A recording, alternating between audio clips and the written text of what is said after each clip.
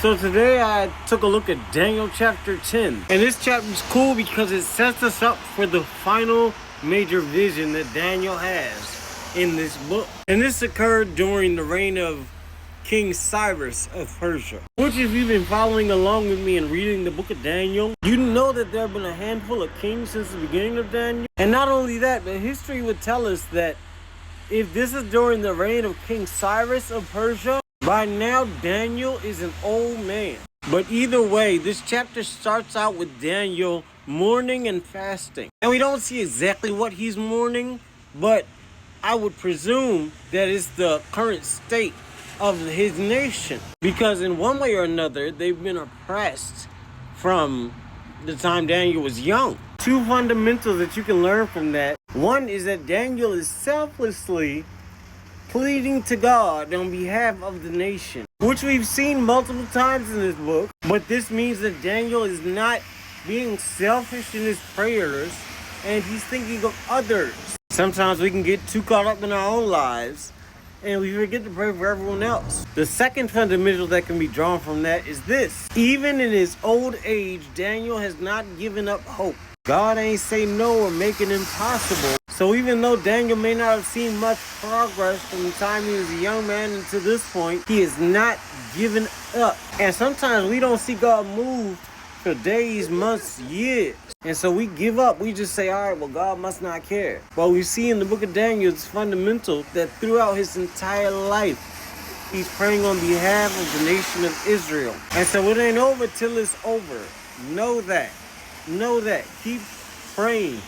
Keep persevering. But either way, after his 3 weeks of fasting, he was standing on the bank of the Tigris River, and he sees a man clothed in linen. But this man has a body like crystal. It says it's like beryl, which is a diamond-like crystal. His face appeared like lightning. His eyes were like torches. His arms and legs gleaming like burnished bronze. And his voice sounded like a multitude. And the guys who were near Daniel at the time, they didn't see the vision that Daniel saw, but they all of a sudden were trembling real bad and ran away. So Daniel was left alone with this man. And he says there was no strength left in me, aka he was extremely weak. And so he falls into a deep sleep with his face facing the ground. But then the man touched him and told him to get up, told him to stand up. And so then the man tells him, do not fear. Ever since you set your heart to understand and humble yourself before God, your words have been heard, and I have come because of your words. And he says, the prince of Persia withstood me for 21 days. But Michael, one of the chief princes, came to help me, for I was there with the king of Persia. Now these princes mentioned were not human princes. When the man said princes, he was talking about spiritual powers. So the prince of Persia was an evil spiritual force, but the prince Michael was the archangel Michael. And then the man explains to Daniel that the following vision is basically for future events. And so after he says this, Daniel, who is still extremely weak, he says he turned his face toward the ground and was mute. But then one in the likeness of the children of man touched his lips, and he spoke. And he basically says, this vision is making me weak and bringing me pain. How can I even speak to you? Because I have no breath left and no strength left. Then Daniel says, someone who had the appearance of a man touched him again, and he was given strength.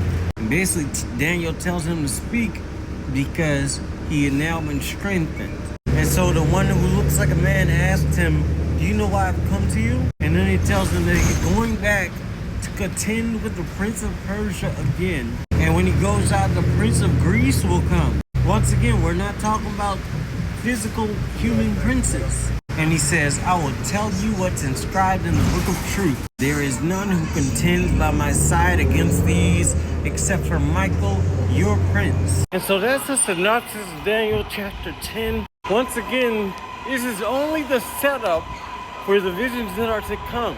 So it don't seem like a whole lot of detail in this chapter, But still, go back and read it and let the Holy Spirit speak to you and guide you and get you ready and primed for Daniel chapter 11. We thank God for this ministry. Please continue to pray. Thank you for your prayers.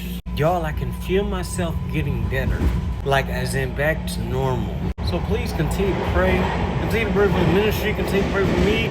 Continue to pray for the receivers, that people will actually receive what I'm saying. And God is so good. I plan on going home next week. I'm excited. Please keep my funds in prayer and my habits. Those are the two areas where I need the most help at the moment. But that don't mean God ain't good. God is so good. I love y'all and take care. Y'all have a good night.